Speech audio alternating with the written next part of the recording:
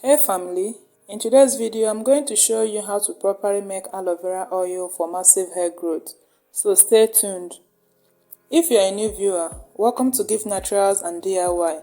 Hit the subscribe button to join this family, and if you're a returning viewer, welcome and thank you so much for coming back. In today's video I'm going to show you how to make aloe vera oil for massive hair growth. So guys, this is aloe vera. As you can see, I made aloe vera gel, so I decided not to waste it. Instead, I can make aloe vera oil from it. Into a clean pot, add your aloe vera, add your desired oils and boil on low heat for about 10 to 20 minutes. This is to allow the aloe vera to infuse its nutrient into the oil. Bring down and allow to cool.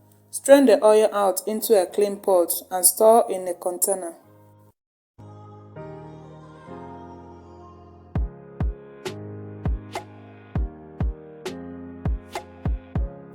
Natural herbs like neem, aloe vera and a lot more works wonders on hair.